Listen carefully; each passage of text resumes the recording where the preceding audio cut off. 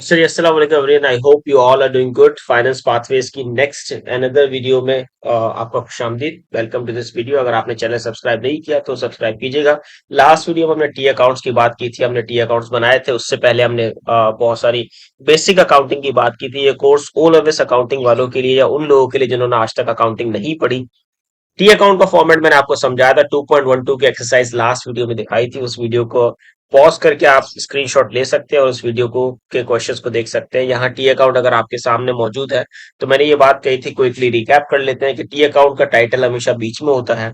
जैसे मैंने यहाँ लिखा है कैपिटल, तो ये क्या है? Title of T account. दोनों साइड पे डॉलर साइज होते हैं क्योंकि ओ लेवल्स का क्वेश्चन नॉर्मली हमारे पास डॉलर्स में ही आता है। ठीक है, आपके पास ईयर्स होते हैं और नॉर्मली ये 20x7 होता है, 20 into 7 इस तरह का ईयर लिखा होता है। 2007 है तो आप 2007 लिखेंगे। ये प्रेजेंटेशन का पार्ट है। अब जो रीसेंट पेपर्स ओ लेवल्स के आने लगे 2021-22 ऑनवर्ड्स, उसमें टी अकाउंट बहुत रेयर पूछा जाता है। पेपर 2 के क्वेश्चन में जब पूछा जाता है तो वहां टी अकाउंट ऑलरेडी मौजूद होता है और उसका फॉर्मेट कुछ इस तरीके से होता है कि date, particulars and the last column is amount. Left side पे भी ये तीनों कॉलम होते हैं और राइट साइड पे भी तीनों कॉलम होते हैं। Left side is always called debit side and the right side is called credit side. ये बात हमें ऑलरेडी पता है, कोई नई चीज नहीं है। इसके बाद मैंने आपको रूल समझाए थे कि सिर्फ दो चीजें डेबिट साइड पे बढ़ती हैं, which is expense and your asset. ये दोनों चीजें डेबिट साइड पे बढ़ती हैं। बाकी सब चीजें कहाँ बढ़ती हैं? क्रेडिट साइड के ऊपर। लायबिलिटीज, कैपिटल एंड रेवेन्यू, जो चीज जहां बढ़ती है उसके ऑपोजिट साइड पे वो डिक्रीज हो रही होगी, कम हो रही होगी। तो सर अगर लायबिलिटीज, कैपिटल, रेवेन्यू की बात करें, अगर एक डेबिट पे, अगर एक क्रेडिट पे बढ़ते हैं, सॉरी, तो ये डेबिट पे डिक्रीज हो रहे होंगे, ऑब्वियस सी बात है। और अगर एसेट और एक्सपेंस की बात करिए, डेबिट पे बढ़ रहे हैं तो ये कहाँ डिक्रीज होंगे? क्रेडिट साइड के ऊपर। ठीक हो गया। अब अगर हम बात करते हैं टी अकाउंट्स की, 2.12 का पूरा क्वेश्चन हमने सॉल्व किया था। टाइटल ऑफ द अकाउंट लिख दिया। ईयर क्वेश्चन में मेंशन नहीं था तो हमने नहीं लिखा। वैसे नॉर्मली आपके पास पेपर जब भी आएगा तो उसमें क्वेश्चन में ईयर मेंशन होगा। ठीक है, फिर आपके पास टी अकाउंट डिफरेंट है, यहाँ मौजूद है सारे ए टू जेड। ये सारे टी अकाउंट्स हमने बना लिए थे। आज की क्लास जो स्पेसिफिकली हमने कंडक्ट की है और इसमें बताने का मकसद या पढ़ाने का मेन जो मकसद है वो है बैलेंसिंग ऑफ टी अकाउंट्स। बहुत सारे स्टूडेंट्स जो है ना बैलेंसिंग में कंफ्यूज रहते हैं एट दी एंड। उनको लगता है शायद उनका अकाउंटिंग बैकग्राउंड नहीं है, शायद वीक है, इस वजह से बैलेंसिंग नहीं आती। लेकिन आज जिस तरीके से मैं बैलेंसिंग समझाने वाला हूं, अगर आप पूरे फोकस के साथ सीखेंगे तो मुझे लगता है इंशाल्लाह इस 5 से 10 मिनट की वीडियो के अंदर आपको बैलेंसिंग फिंगर टिप्स हो जाएगी। देखो, दो कॉन्सेप्ट्स होते हैं, हमेशा याद रखना। बैलेंस कैरीड डाउन, ठीक है, कैरीड डाउन या कैरीड फॉरवर्ड, सीएफ भी कहा जाता है इसको, कैरीड फॉरवर्ड, और इसको सीडी भी कहा जाता है। अमूमन टीचर्स कहते हैं कि बैलेंस का वर्ड पूरा यूज करें, स्टूडेंट्स यूज करते हैं बाल, सीडी, बीएल। ये शॉर्ट फॉर्म्स ना यूज करें, डिस्करेज किए जाते हैं एग्जामिनेशन में। ठीक है, और एक और वर्ड होता है जिसको हम कहते हैं balance brought down, which is also called balance brought forward. B slash F brought forward हो जाता है और बी स्लैश डी हो जाता है ब्रॉट डाउन। ठीक है, अगेन ट्रेंड के ऊपर है। हमें हमारी जबान पे ब्रॉट डाउन का वर्ड यूज हुआ है, ब्रॉट डाउन का वर्ड चढ़ा हुआ जबान पे, तो हम ब्रॉट डाउन लिखते हैं। ब्रॉट फॉरवर्ड भी लिख सकते हैं अपने एग्जाम में, कोई ऐसी परेशानी की बात नहीं। ठीक है, अब अगर देखा जाए ब्रॉट डाउन और कैरी डाउन में क्या फर्क है? कैरी डाउन का मतलब है, ये होता है difference between debit and credit side. ठीक है, क्या होता है ये? Difference between debit and credit side, दोनों साइडों का जो डिफरेंस होता है उसे कहा जाता है बैलेंस कैरीड डाउन। इसकी एक और कैरेक्टरिस्टिक होती है, क्या मतलब? सर ये लास्ट डे पे होता है, लास्ट डे ऑफ मंथ या year, depending on the question. अगर पूरे साल की ट्रांजेक्शन है तो आपको लास्ट डेट ऑफ ईयर मिलेगा, और पूरे मंथ की है तो लास्ट डेट ऑफ मंथ मिलेगा। ये दो कैरेक्टरिस्टिक्स है। इंशाल्लाह इसको अभी हम सॉल्व करेंगे तो आपको बेहतर तरीके से आइडिया हो जाएगा। ठीक है, ये क्या होता है? ये ब्रॉड फॉरवर्ड होता है। इसके लिए अगर मैं आपको सिंपल से समझाऊं तो ये होता है सेम एज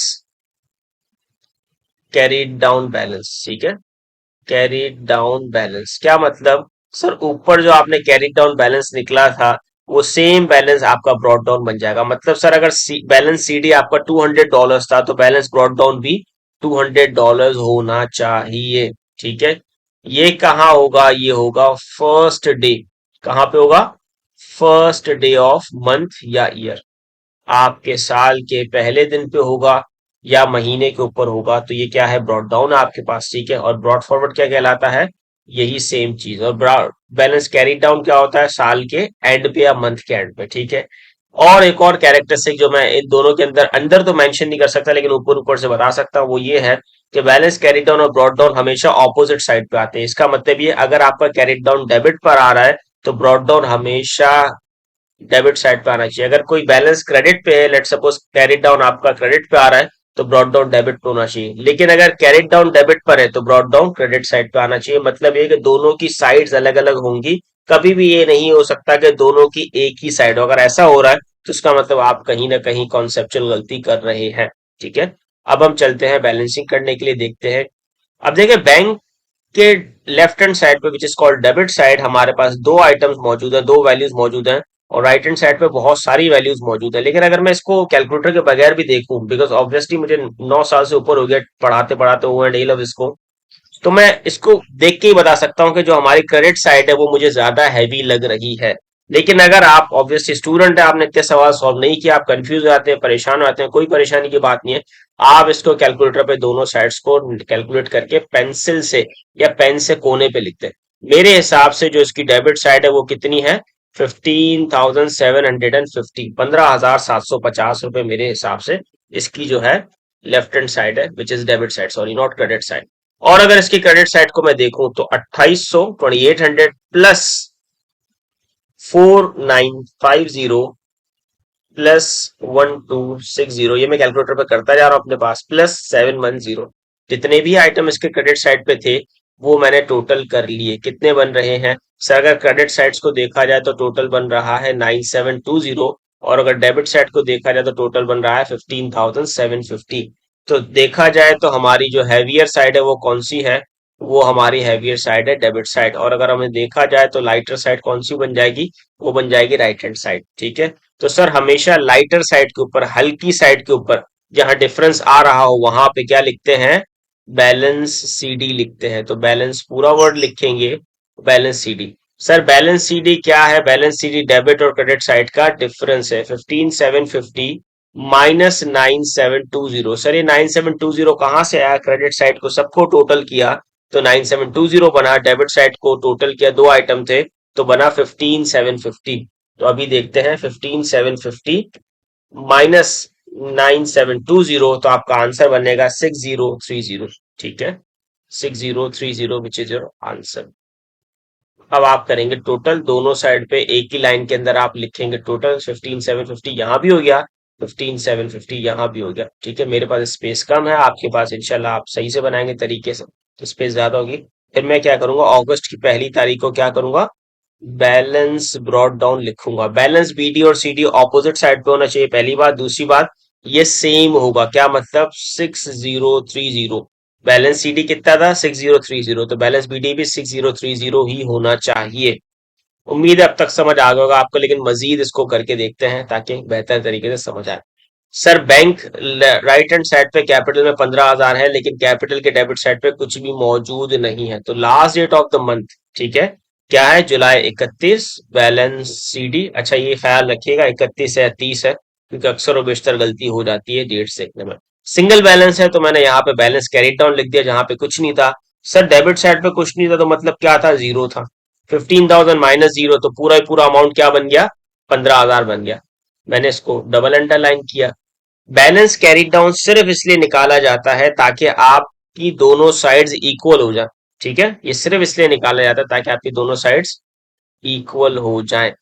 अगस्त 1 balance brought down 15,000, same balance carry down की तरह। ठीक है, जितने लोग ने यहां तक देखा मेरे ख्याल से काफी हद तक समझ आ गया होगा। बैंक डेबिट साइड पर 2800 है और 750 क्रेडिट साइड के ऊपर है। तो इसका मतलब ये सर मुझे देख के अंदाजा हो गया कि क्रेडिट साइड क्या है मेरी?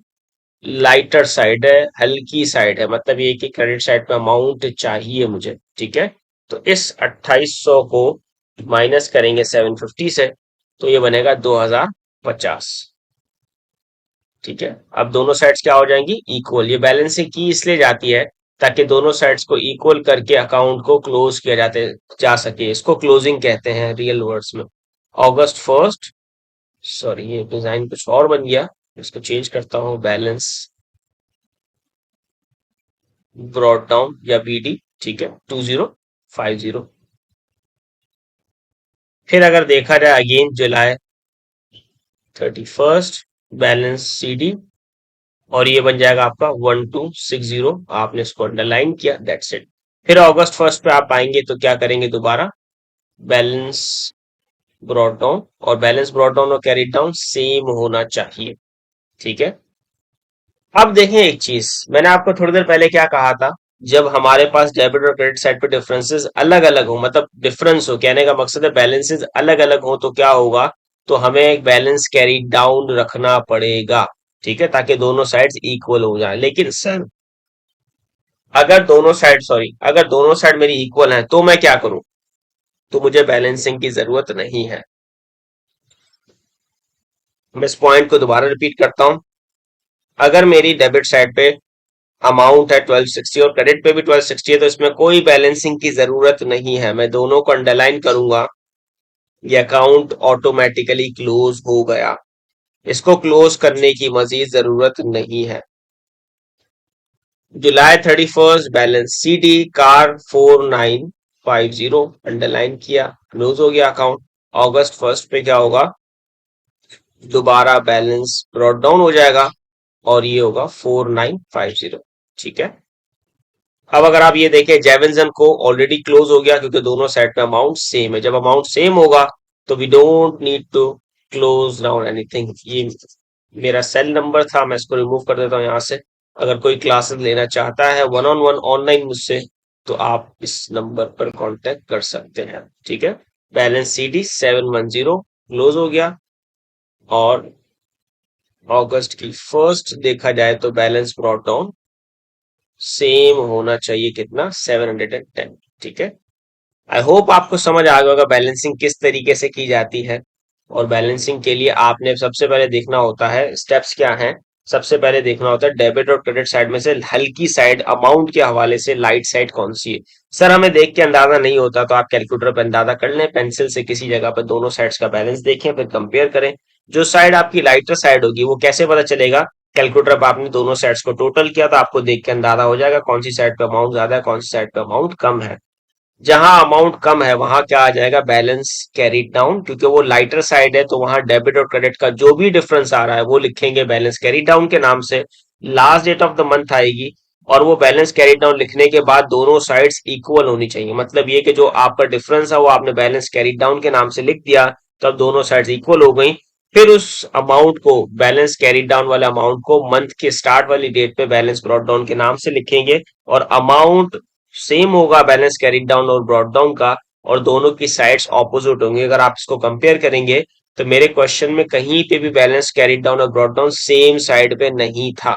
ठीक है, ये चीज ध्यान में रखिएगा। ठीक है, तो इस वीडियो को यहीं एंड करते हैं। उम्मीद आपको समझ आ गया। कोई सवाल हो, कोई प्रॉब्लम हो, कोई परेशानी हो तो आप मुझसे कमेंट में पूछ सकते हैं। ठीक है, और इसके अलावा आपको कुछ और इकोनॉमिक्स वगैरह की इंशाल्लाह वीडियोस मैं अपलोड करूंगा, इकोनॉमिक्स और बिजनेस स्टडीज की। कुछ टाइम बाद अपने दोस्तों के साथ इस वीडियो को शेयर कर सकते हैं जो लोग प्रिपरेशन कर रहे हैं, वो लोग इस अकाउंटिंग की, क्योंकि अकाउंटिंग पहले इसलिए चूज किया ताकि इसमें बहुत ज्यादा प्रैक्टिस चाहिए होती है। ठीक है, तो इंशाल्लाह मैं इसको मजीद वीडियोस को अपलोड करूंगा। कोई टॉपिक आपको स्पेसिफिक चाहिए जहां आप परेशान होते हैं, टेंशन में है, या आप कह रहे हैं कि ये टॉपिक होना चाहिए, तो आप नीचे कमेंट कर सकते हैं। इंशाल्लाह इसकी वीडियो में थोड़ा पहले बना दूंगा। ठीक है, तो thank you for watching, do subscribe the channel, and meet you again in the next video जो कि ट्रायल बैलेंस की होने वाली है। अल्लाह हाफिज।